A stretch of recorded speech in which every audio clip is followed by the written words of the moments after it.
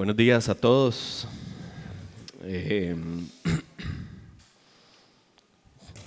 Los que estuvieron aquí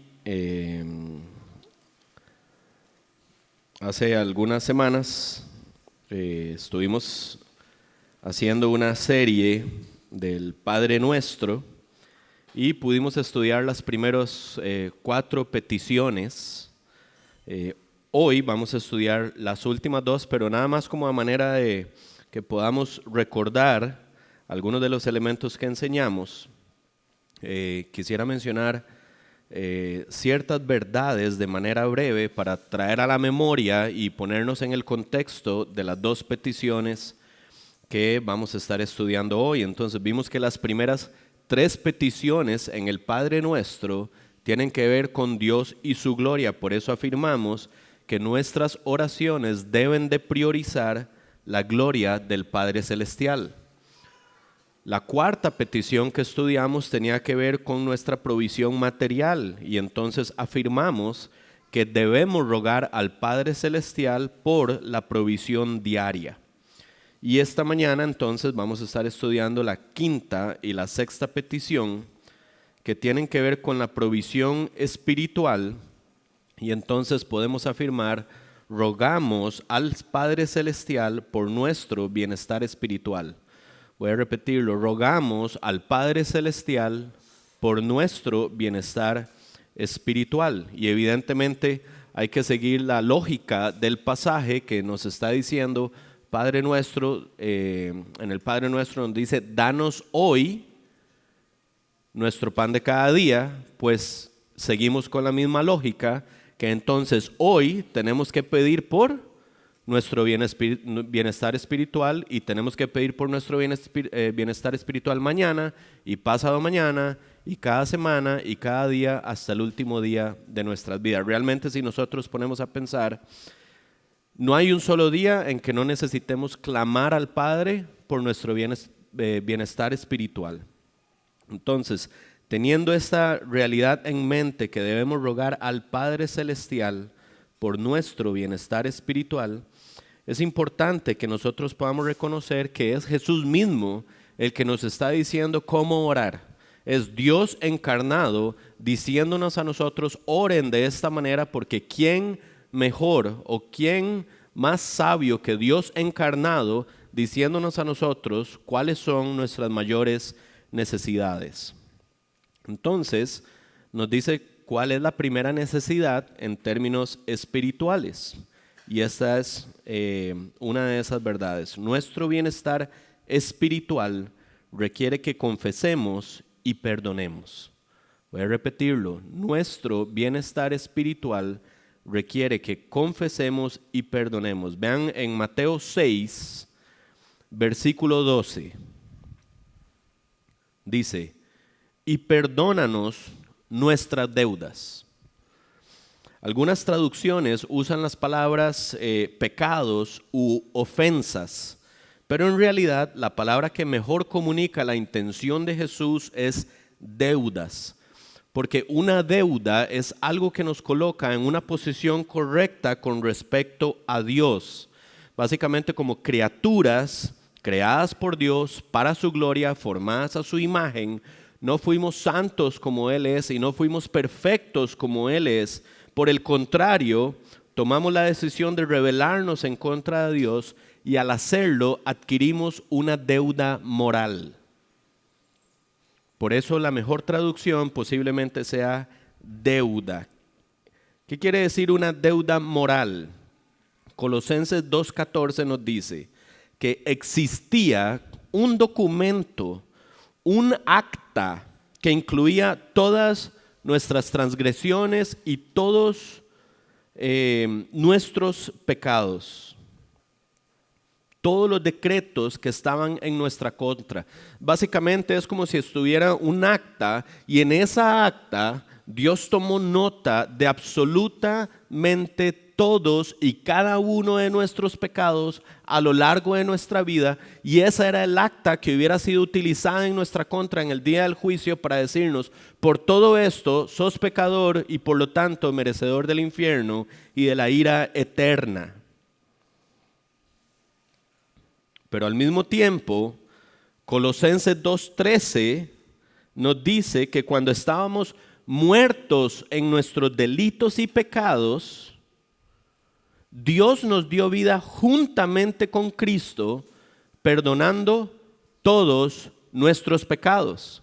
Básicamente, esa acta que nosotros estamos hablando, que estaba ahí en nuestra contra, fue saldada, fue eliminada por la obra de Jesucristo en la cruz. Es precioso pensar que fue cancelada por completo. Escúchenme bien, familia. Esa acta ya no está en nuestra contra. Esa acta ya no existe. Esa acta nunca podrá ser usada para nuestra condenación. De hecho, Romanos 8:1 nos dice, ya no hay condenación para los que están en Cristo, porque esa acta fue totalmente eliminada a través del Redentor. Es el glorioso evangelio de Jesucristo, que en Cristo se ofrece el perdón de los pecados para todo aquel que crea. Pero, esto es muy importante, para disfrutar del perdón de nuestras deudas, hay una condición, hay un requisito. Y ese requisito es que el pecador exprese un sincero arrepentimiento y dé frutos de ese arrepentimiento. Por ejemplo, en Mateo 3:8, Juan el Bautista está predicando en el desierto y está bautizando a las personas, y cuando llegan las personas les dice, por tanto, den frutos dignos de arrepentimiento.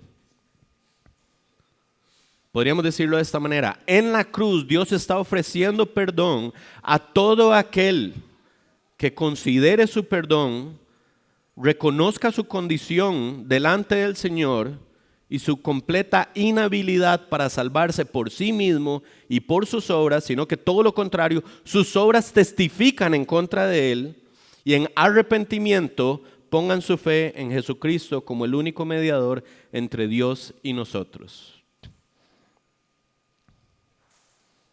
Y entonces comiencen a dar fruto en sus vidas de ese arrepentimiento.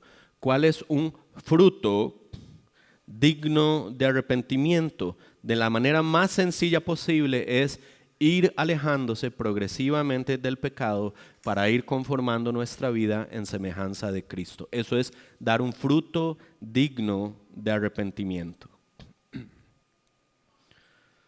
Ahora, sabemos que en la cruz del Calvario todos nuestros pecados fueron perdonados. Y sin embargo, tenemos que seguir pidiéndole a Dios que perdone nuestras deudas diariamente. Por eso Mateo 6:12 dice, y perdónanos nuestras deudas. Es una oración que tenemos que hacer diariamente. ¿Por qué? Porque diariamente pecamos contra Dios. Aun cuando estemos creciendo en semejanza de Cristo, sigue habiendo inclinaciones hacia el pecado y no siempre logramos vencer el pecado y por lo tanto pecamos en contra de Dios. Por eso 1 Juan 1:9 nos dice que si confesamos nuestros pecados, Él es fiel y justo para perdonarnos y limpiarnos de toda maldad. ¿Okay? ¿Con base en qué? En el sacrificio de Jesucristo hecho una vez y para siempre. En la cruz del Calvario se perdonaron nuestros pecados pasados, presentes y futuros. No se necesitan más sacrificios. Y vean qué lindo lo que nos dice Hebreos 8:12. Dice, pues tendré misericordia de sus iniquidades y nunca más me acordaré de sus pecados. O sea, no solo es que nos ha perdonado, sino que ya Dios se olvidó de todo eso. Dios nunca va a traer a la memoria nuestro pasado pecado, del cual nos hemos arrepentido y del cual hemos empezado a dar destellos de gracia en nuestra vida, de semejanza a Cristo, aun cuando sea imperfecto y pequemos en reiteradas ocasiones de un mismo pecado, si nuestro arrepentimiento es genuino y hay destellos de gracia. ¿Qué es un destello de gracia? Podríamos decir, hay una lucha sincera, hay una determinación por abandonar este pecado, aun cuando nos cueste y aun cuando sigamos pecando. Si hay confesión y hay un deseo de santificación en nuestra vida, mis hermanos, el Señor nos perdona y nunca nos echa en cara los pecados que ya han sido perdonados. Eso es algo que todos tenemos que tener presente. Y cuando lo consideramos, ¿cierto o no que deberíamos ser un pueblo agradecido con Dios por la forma en la que ha perdonado nuestras deudas? ¿Cierto o no que este es un grandioso evangelio? Entonces, quiero hacerles una pregunta. Si has sido perdonado de esta manera por Dios y disfrutas los beneficios de ese perdón de parte de Dios, ¿cómo crees que debes perdonar a tus deudores?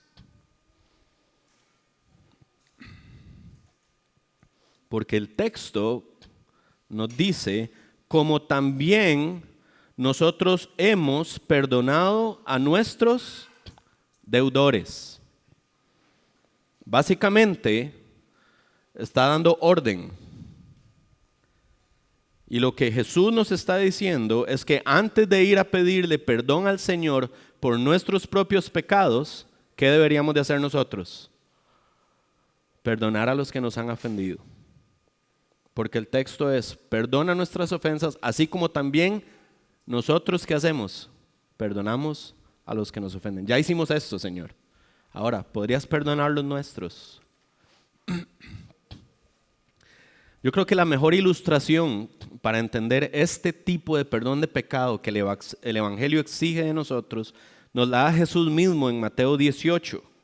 Voy a leer a partir del versículo 23 y seguramente usted va a recordar bien esta historia. Dice Mateo 18, 23. Por eso, el reino de los cielos puede compararse a cierto rey que quiso ajustar cuentas con sus siervos. Al comenzar a ajustarlas, le fue presentado uno que le debía 10 talentos. Eso equivale a 216 toneladas de plata. Pero no teniendo él con qué pagar, su señor ordenó que lo vendieran junto con su mujer e hijos y todo cuanto poseía, y así pagara la deuda. Entonces el siervo cayó postrado ante él, diciendo, tenga paciencia conmigo y todo se lo pagaré. Y el señor de aquel siervo tuvo compasión, lo soltó y le perdonó la deuda. Pero al salir, aquel siervo encontró a uno de sus consiervos que le debía 100 denarios. Hagamos aquí un alto en el camino. Básicamente, al que se le pagó la deuda o al que se le perdonó la deuda, el texto está haciendo una exageración para decirnos era una deuda impagable versus 100 denarios, que esto era, digamos, el salario diario más o menos de unos 4 meses o algo parecido. Entonces es una deuda impagable versus una deuda que es nada en comparación con esto. Pero vean lo que hizo este siervo al que se le había perdonado una deuda inmensa. Dice, echándole mano, lo ahogaba. Eso es una expresión como para decirnos, lo agarró del cuello y lo ahogaba y le decía, págame lo que debes. Entonces su consiervo, cayendo a sus pies, le suplicaba, ten paciencia conmigo y te pagaré. Sin embargo, él no quiso, sino que fue y lo echó en la cárcel hasta que pagara lo que debía. Así que cuando sus consiervos vieron lo que había pasado, se entristecieron mucho y fueron y contaron todo a su señor, todo lo que había sucedido. Entonces, llamando al siervo, su señor le dijo, siervo malvado. Noten, siervo, ¿cómo lo caracteriza? Malvado. Te perdoné toda aquella deuda porque me suplicaste. ¿No deberías tú también haberte compadecido de tu consiervo, así como yo me compadecí de ti? Y enfurecido el Señor, lo entregó a los verdugos hasta que pagara todo lo que debía. Ahora, vean la explicación de Jesús. Esto ya no es parábola.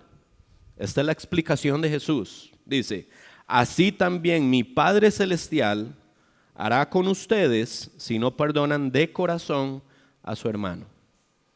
Esa es la explicación de la parábola.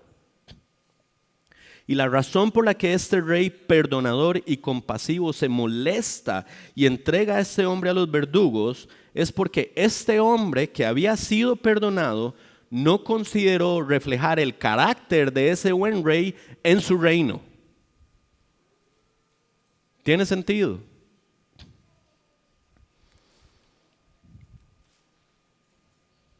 Habiendo recibido compasión, no fue compasivo. Habiendo recibido perdón, no fue perdonador. Y el punto de la parábola, es que este hombre no quiso perdonar una deuda diminuta en comparación con la deuda que se le había perdonado a él. Y entonces yo quisiera aplicar esto a nosotros mismos. Porque en este mundo caído en el que vivimos hay una realidad. Y es que vamos a pecar unos contra otros. Vamos a pecar esposos contra esposas y viceversa. Padres contra hijos y viceversa. Miembros contra otros miembros y también creyentes contra no creyentes y viceversa. Somos, por así decirlo, maquinitas de pecar contra otros. Y los demás son maquinitas de pecar contra nosotros. Entonces, ¿cuáles son las consideraciones que debemos de tener a la hora de perdonar? Porque estamos llamados a perdonar. Si hemos sido perdonados, estamos llamados a perdonar. Ahora, voy a dar algunas consideraciones, pero tal vez en nuestros corazones haya casos muy específicos donde nosotros necesitamos ayuda para entender cómo traslado estos principios a un caso en particular en nuestras vidas. ¿Okay? Ahora, yo no puedo hablar desde aquí a un caso particular de todos y cada uno de ustedes, es muy difícil. Pero entonces, yo hablé con Dani, yo hablé con Andrés, y ellos están dispuestos a que si usted entiende que hay falta de perdón en su corazón, usted se dirija a ellos para que ellos le ayuden con su caso en particular. ¿Tiene sentido? No me puedo referir a todos, pero voy a establecer algunos principios que rigen el perdón bíblico para que entonces examinemos nuestro corazón y si necesitamos ayuda, podemos acudir a nuestros pastores. Dice, número 1, consideraciones. Número 1, solamente puede haber perdón donde hay verdadero arrepentimiento. Solamente puede haber perdón donde hay verdadero arrepentimiento. El punto es que todo el ejercicio de nuestro perdón y el perdón que nosotros debemos de otorgar a los demás toma como modelo el perdón que hemos recibido de nuestro Señor y Salvador Jesucristo. En la cruz, como les decía ahora, Cristo murió por los pecados de la humanidad, pero la obra de Cristo solamente es efectiva en aquellos que se arrepienten y le piden perdón a Dios. De la misma manera, nosotros debemos de tener la disposición de perdonar a todo el que peca contra nosotros, pero el perdón bíblico solo es posible cuando esa persona se arrepiente y me pide perdón. ¿Por qué? Porque ha cometido un daño moral en mi contra. Y ese daño moral, la única forma de resarcirlo es a través de el arrepentimiento y la súplica del perdón. Es así en nuestra relación con Dios y debiera de ser así en la relación entre nosotros. Número 2, el perdón nunca se trata de nosotros, nunca se trata de usted. Nunca se trata de usted ni de mí. Esto es muy importante, porque hoy nosotros vivimos bajo la influencia del perdón terapéutico. Del perdón terapéutico. Por ejemplo, la terapia nos dice que debemos de perdonar incluso cuando el ofensor no se ha arrepentido y no nos ha pedido perdón. Y entonces establece las razones por las cuales nosotros debiéramos de perdonar. Por ejemplo, es que vos debes de perdonar por tu bienestar emocional. Es que debes de perdonar por tu paz interior. Es que debes de perdonar por tu bienestar psicológico. Es que debes de perdonar para sanar tus heridas. Es que debes de perdonar para nutrir la confianza que tenés en vos mismo, para poder avanzar. Y esta forma de nosotros entender el perdón, número uno, no quita el daño moral que la persona cometió en nuestra contra. Número dos, no considera el Evangelio de Jesucristo ni el carácter de Dios. Lo que está considerando es, ¿qué? Al ser humano. Y tenemos que aprender a hacer una distinción. Vivimos en una época donde hay una influencia de las psicoterapias en cada uno de nosotros. Aun cuando no hayamos acudido a la psicoterapia, déjenme decirles, yo cuando estaba, y la mayoría de nosotros cuando estábamos en la escuela, siempre había un coordinador.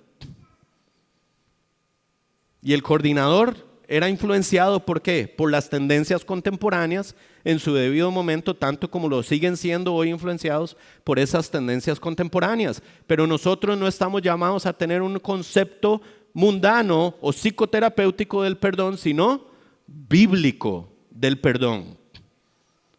Y el concepto bíblico del perdón tiene que considerar siempre el carácter y la obra de Dios. Ese es el punto número 3. El perdón se trata del carácter de Dios y de la obra de Cristo. Bíblicamente, como dijimos, yo no puedo perdonar a alguien que no se haya arrepentido y no me haya pedido perdón, porque eso es un requisito para solucionar el daño moral cometido en mi contra. Entonces, cuando no me piden perdón, ¿qué es lo que tengo que hacer? Yo confío, yo entrego eso al Dios justo, porque entiendo que Él juzgará esta situación justamente. Yo no tengo que juzgar la situación. Yo no soy Dios.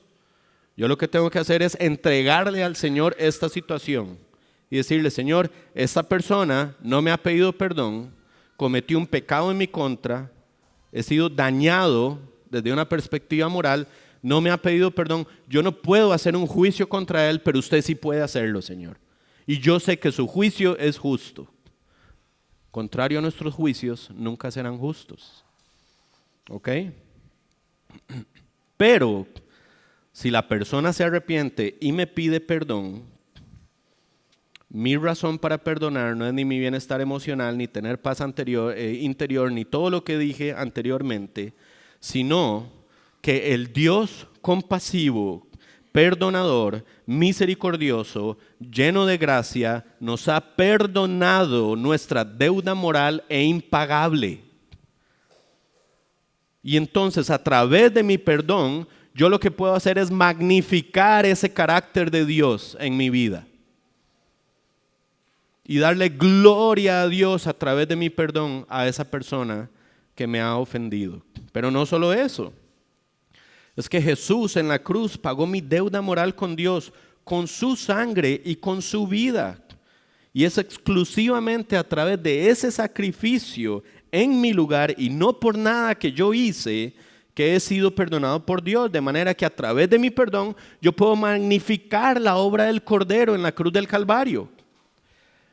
Y es inconsistente, mis hermanos, decir que la obra de Cristo en la cruz tiene suficiente poder para perdonar mis pecados, pero que no tiene el poder para que yo pueda perdonar a otros.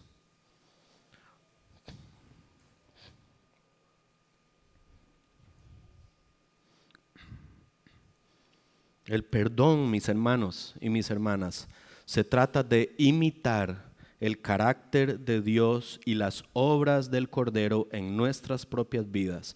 Y por lo tanto, ser nosotros imitadores de Dios al ser compasivos, perdonadores, misericordiosos y extender gracia a aquellos que nos han ofendido, que se arrepienten y nos piden perdón.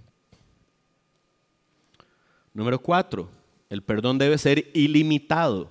El perdón debe ser ilimitado. Nuevamente, ¿de dónde toma el modelo nuestro perdón unos a otros? Del perdón que hemos recibido de Dios. ¿Cuántas veces nos ha perdonado Dios? En Mateo 18:21, Pedro le pregunta a Jesús, ¿cuántas veces pecará mi hermano contra mí que yo haya de perdonarlo?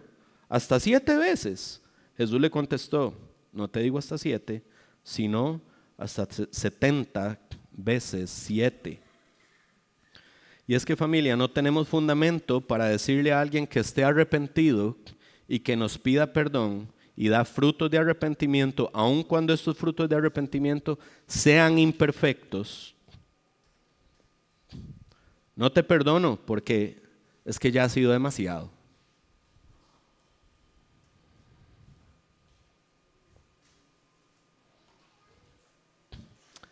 Si Dios nos lleva la cuenta de nuestros pecados, ¿por qué nosotros llevamos la cuenta de los pecados de los demás?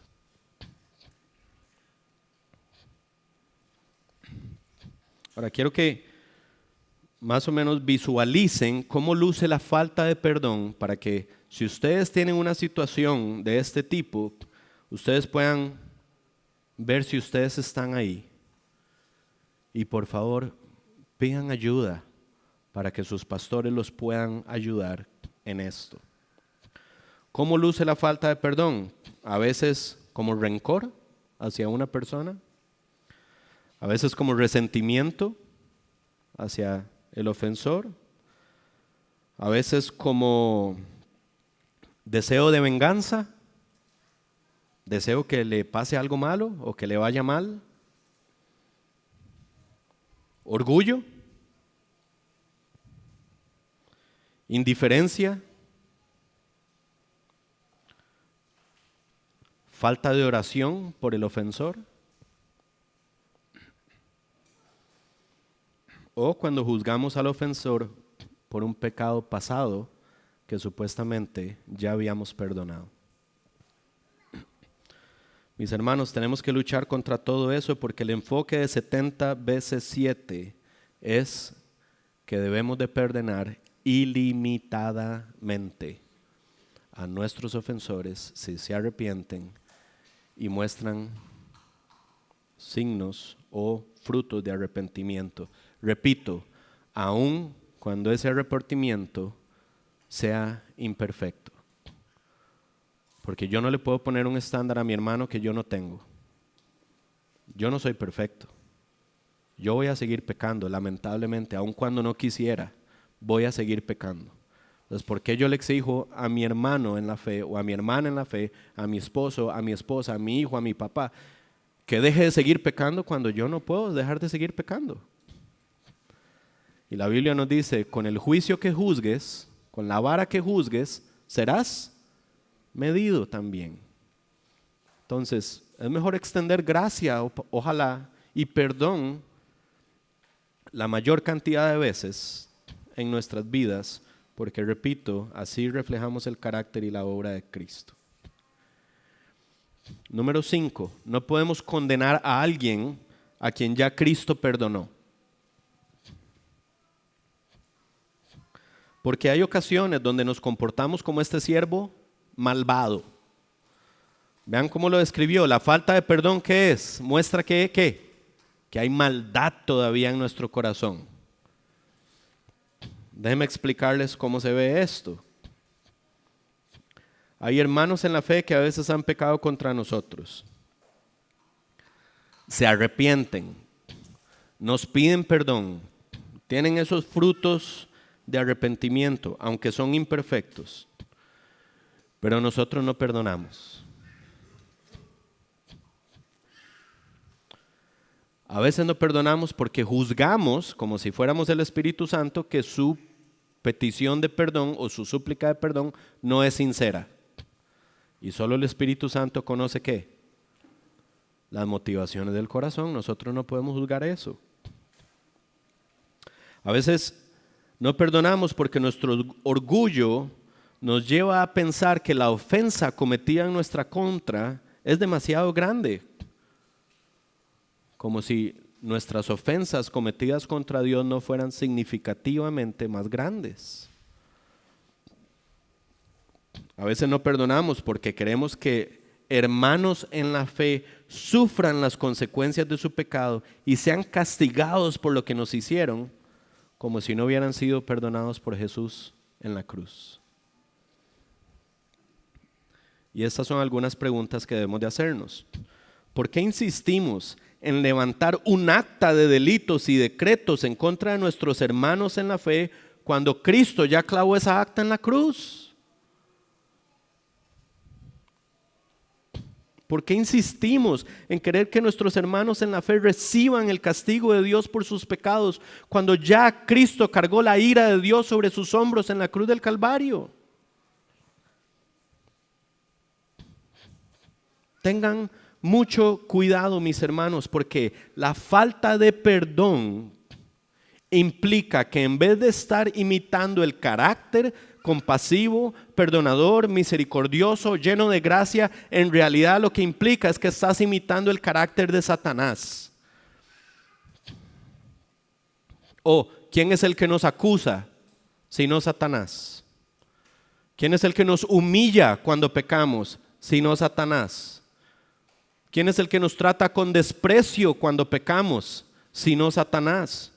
¿Quién es el que busca nuestra condenación y amaría que fuéramos castigados sino Satanás? ¿A quién estás imitando, mi hermano, mi hermana? A la luz del perdón que has recibido del Cordero y a la luz del perdón que tienes que extenderle a tu hermano o hermana en la fe. No insistas en condenar a alguien por el que ya Cristo pagó en la cruz del Calvario.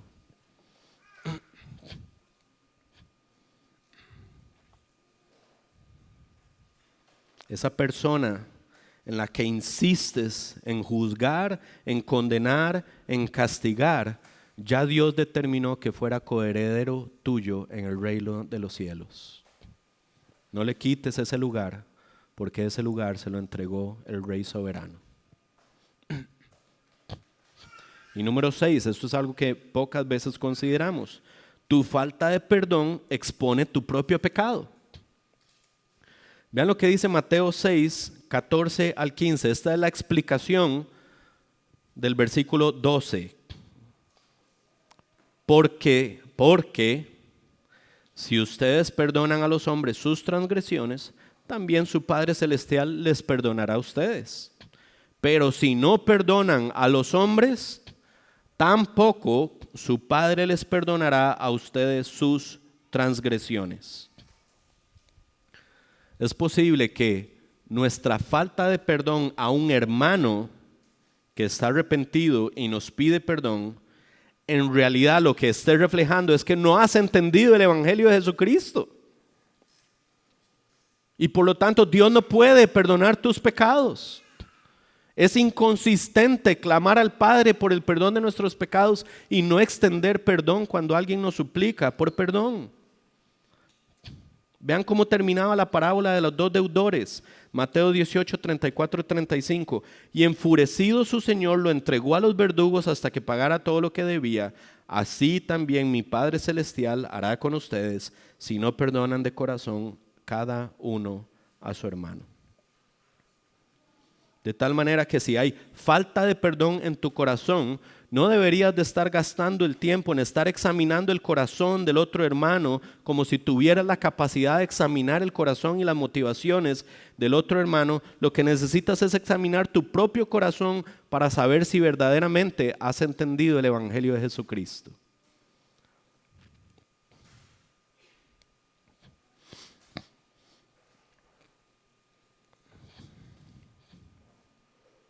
Y número 7, perdonar no quiere decir que todo será como antes.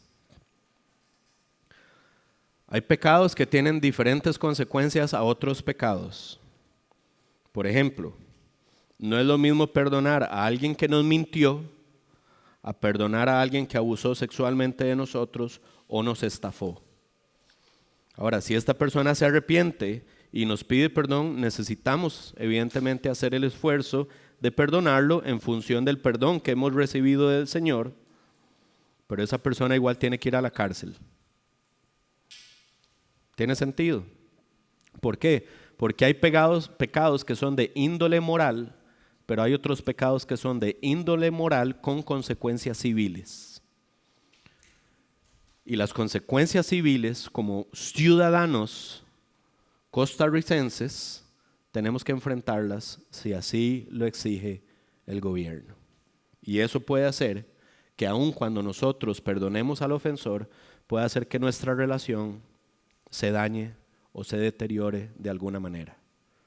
¿Tiene sentido lo que estoy diciendo? Ahora, aquí hay algo muy importante. Es importante saber hacer una distinción bíblica y no subjetiva entre qué es exclusivamente un daño moral y qué es un daño moral con consecuencias civiles. Porque fácilmente nosotros podríamos tomar este punto de perdonar no quiere decir que todo será como antes y entonces tratar de aplicárselo a todo mundo porque eso es lo que a mí me conviene. Esa es nuestra tendencia a veces como pecadores que somos. ¿Tiene sentido? No. Hay que saber hacer una distinción bíblica. Hay principios bíblicos que nos ayudan a entender cuándo es de carácter moral y cuándo incluye otras consecuencias. Lo que yo quiero que ustedes entiendan, familia, es que nuestro perdón o nuestra falta de perdón tiene consecuencias espirituales para nuestras vidas. Si no estás perdonando a un hermano que te pide perdón, que se arrepiente de su pecado e imperfectamente muestra frutos de arrepentimiento, mi hermano, no esperes la bendición del Señor en tu vida. Porque estás condenando a alguien que el Señor quiere bendecir. A alguien que el Señor ya salvó.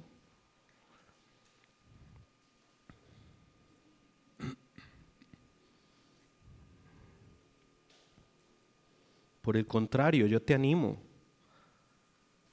a que consideres el perdón que has recibido y decidas magnificar el carácter de Dios y magnificar la obra del Cordero y perdones a tu ofensor. Si te ha pedido perdón y se ha arrepentido y quiere luchar por cambiar eso, aun cuando siga pecando de esa misma forma, si quiere seguir luchando, eso es un destello de gracia en la vida de nuestros hermanos y deberíamos de perdonarlos.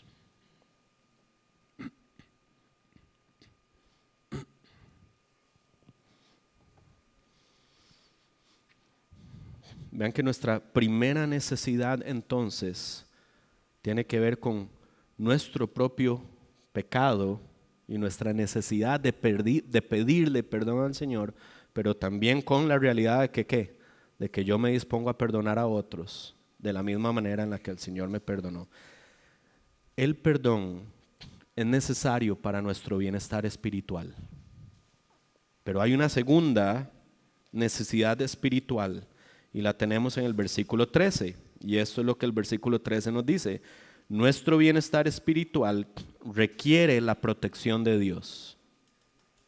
Nuestro bienestar espiritual requiere la protección de Dios. Esto lo voy a desarrollar tal vez de una manera un poco más breve en comparación con el primer punto. Pero el versículo 13 nos dice: y no nos dejes caer en tentación, sino líbranos del mal. Ahora, hay algunas versiones nuevamente que tal vez traducen esta expresión como líbranos del mal.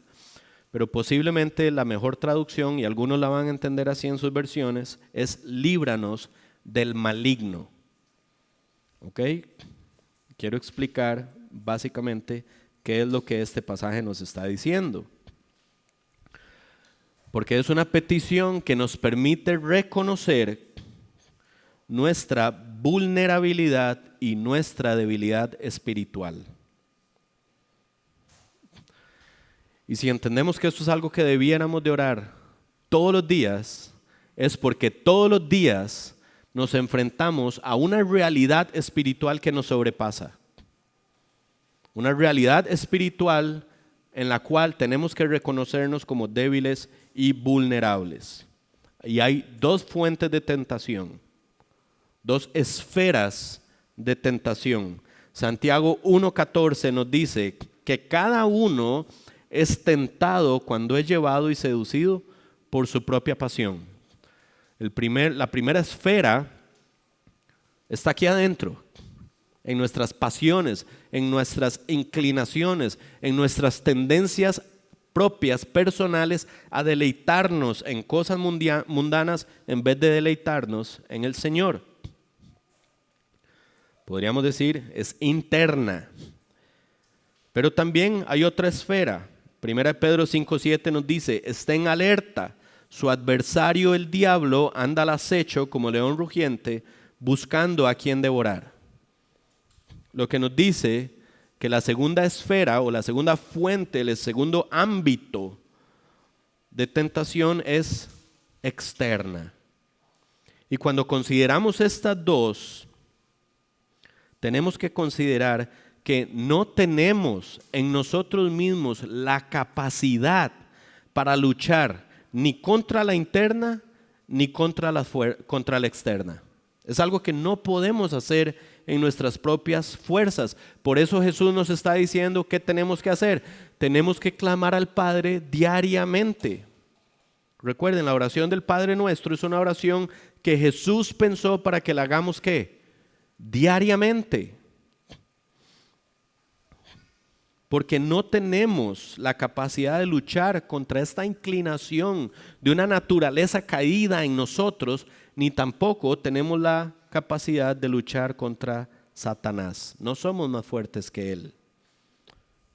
Pero Dios, que gobierna su creación, tiene el poder para limitar nuestra tendencia pecaminosa, santificándonos y haciéndonos más como Cristo, y tiene el poder de limitar la influencia de Satanás en este mundo y en nuestra vida. Entonces ahí es donde nosotros tenemos que reconocer y examinar. Por ejemplo, hoy en la mañana, ¿ya clamaste al Señor por tu protección espiritual? O examínense de la semana anterior. De los 7 días de la semana anterior, ¿cuántos días pediste al Señor por tu protección espiritual? Porque mis hermanos, estamos en un lugar donde hay regiones celestiales de maldad, así lo describe la palabra de Dios. Hay huestes, hay espíritus. Y además está nuestra inclinación al pecado.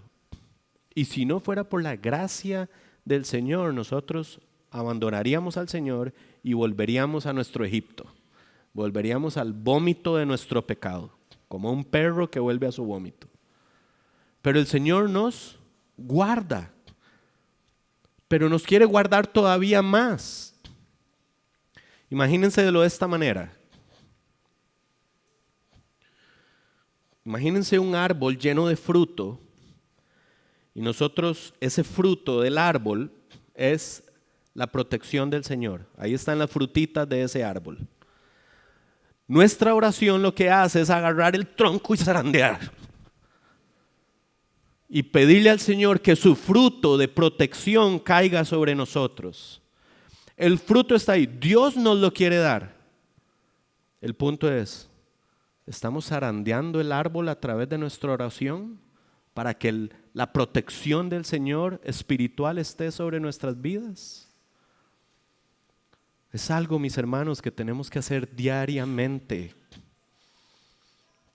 Y para eso necesitamos reconocer que no somos más fuertes que nuestro pecado, que no somos más fuertes que Satanás, pero nuestro Salvador sí lo es, y es a Él a quien debemos de apelar.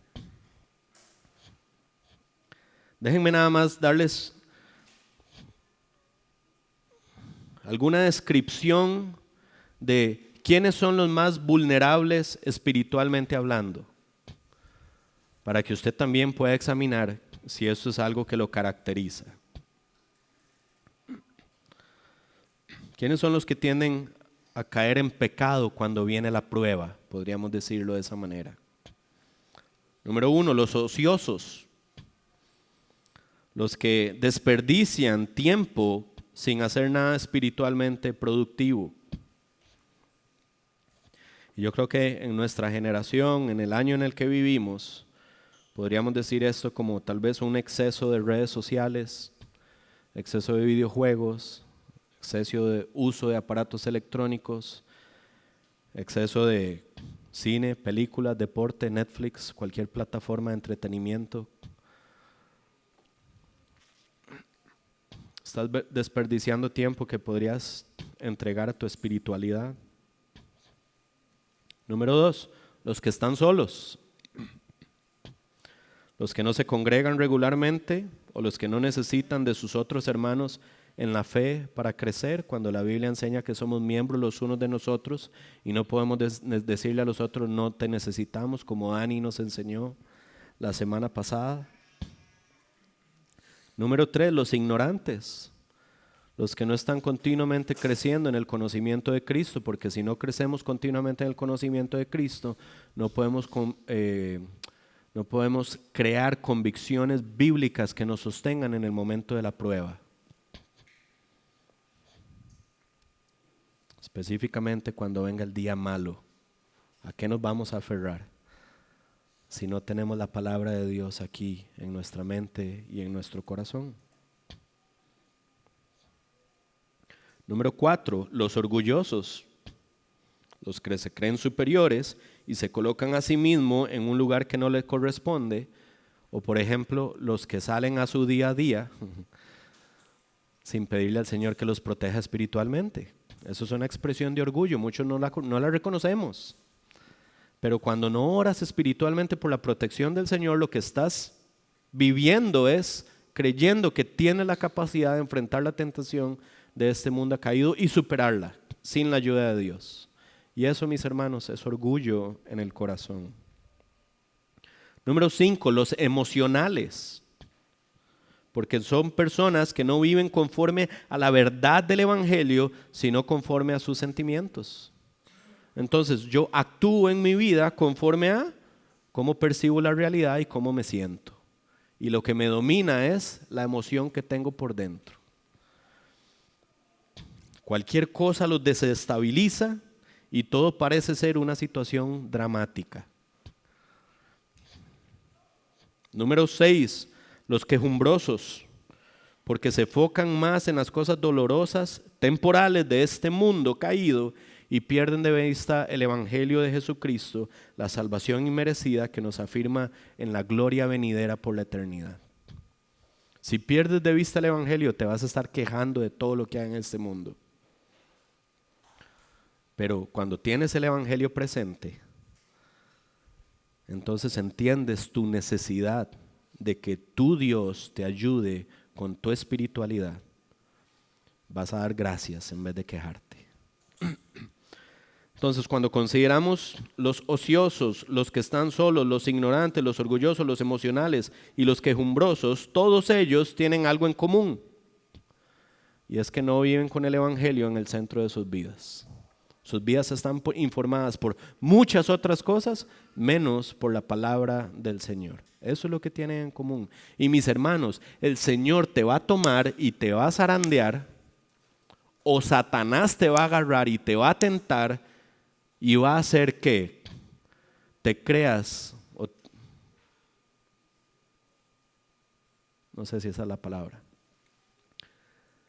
va a hacer que experimentes grandes sufrimientos en tu vida, en la de tu familia y en la de la iglesia. Y yo los quiero animar, mis hermanos, a que diariamente echemos mano de los medios de gracia que Dios nos ha dado. La palabra de Dios, la oración suplicando su protección. Y como dice Efesios 6, pónganse toda la armadura de Dios para que puedan resistir el día malo. Porque mis hermanos, el día malo va a venir. No perdamos tiempo, no estemos solos, crezcámonos en el conocimiento de Dios, seamos humildes, afirmémonos en convicciones que no nos desvían, sino que nos afirman en la palabra de Dios, y demos gracias al Señor, porque todo lo que recibimos y experimentamos espiritualmente es solo el resultado de su gracia y nada que nosotros hayamos hecho. Entonces, oramos a Dios para que en su soberanía no permita que seamos tentados o puestos a prueba, ya sea por nuestra propia carne o por Satanás. Y yo creo que no siempre consideramos, pero es bueno considerarlo. Algunas tentaciones, por ejemplo, voy a hablar solo de una, Job. Acuérdense de la vida de Job. De hecho, el Señor le dice, ¿has considerado a mi siervo Job? Se lo dice a Satanás. Y Satanás le dice, sí, Dios, pero es porque lo tienes bendecido. Quítale las bendiciones y veamos qué pasa. Y es Dios el que lo permite. Pero ¿cuáles son las tentaciones que enfrenta Job? Se le mueren 10 hijos en un solo día. Pierde bienes. Se le hacen una llaga en el cuerpo. Su esposa le dice, maldice al Señor. Esas son tentaciones de Satanás. ¿Crees que Satanás no quisiera hacer lo mismo contigo? ¿Quién es el que lo refrena sino Dios? Clama al Señor para que refrene la tentación y la prueba de Satanás en tu vida. Porque si fuera por Satanás, te destruye por completo. Y no tienes forma de enfrentarlo. Lo único que podemos hacer es clamar al Señor para que Él en su gracia lo refrene. Y para que Él en su gracia refrene nuestras pasiones hacia este mundo caído.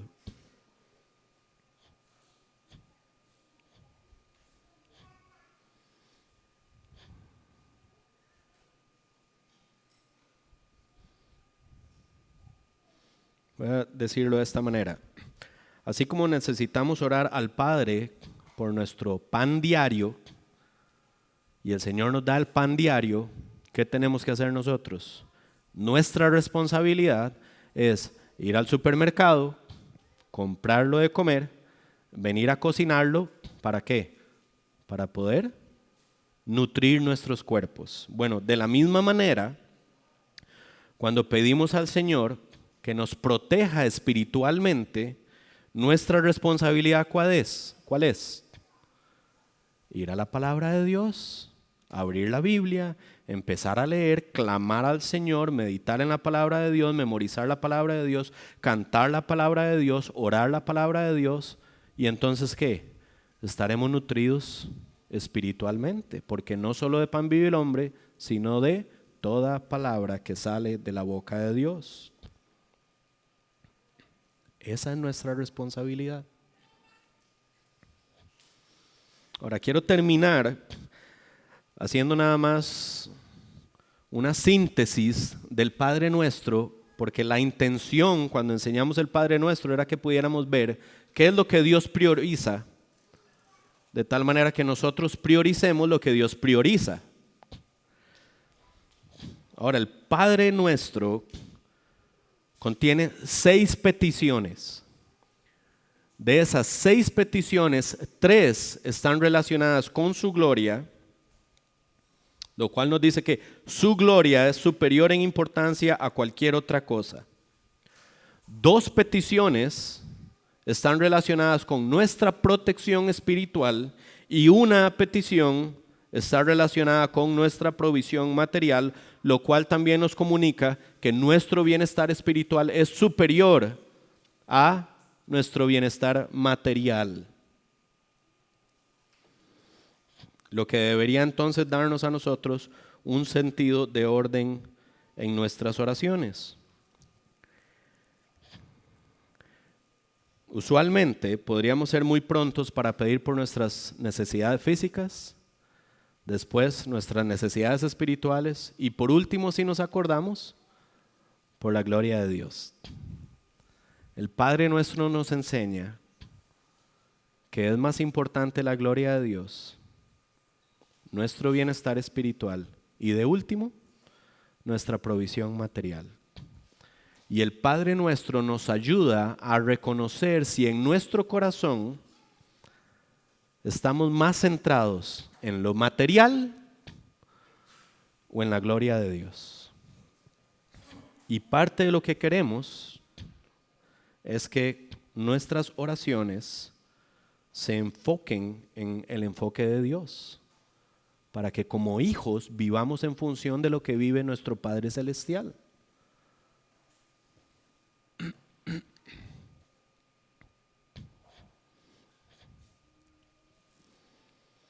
Y terminemos todos de esta forma: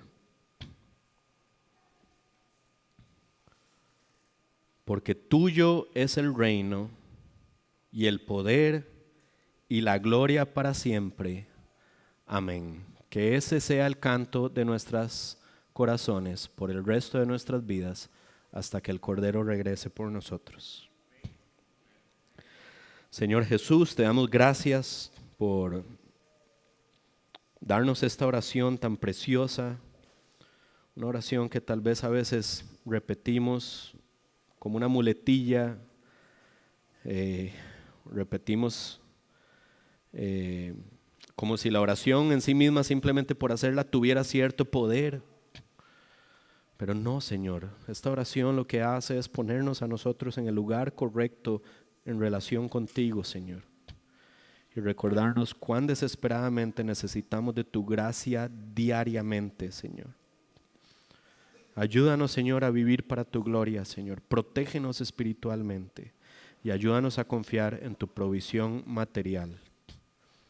Tú eres bueno, lo demostraste en la cruz del Calvario, y habiéndonos salvados, no nos dejarás tirados, Señor, en este caminar y este peregrinaje hasta la gloria, Señor. Por el contrario, nos sostendrás hasta el final, Señor. Y damos gracias porque si no fuera por tu intervención divina diaria en nuestras vidas, incluso cuando nosotros no la solicitamos y no oramos por ella, tú en tu fidelidad lo sigues ministrando en nuestras vidas, Señor. De tal manera que yo creo que aquí todos podríamos decir: ha sido por tu gracia, es por tu gracia y será por tu gracia. Y es por eso que merece la gloria, el honor y la honra por la eternidad. Te damos las gracias por ser tan bueno con nosotros. Ayúdanos a perdonar como hemos sido perdonados, Señor. Y ayúdanos a considerar nuestra necesidad diaria de tu protección espiritual. En el nombre de Jesús te lo pedimos. Amén.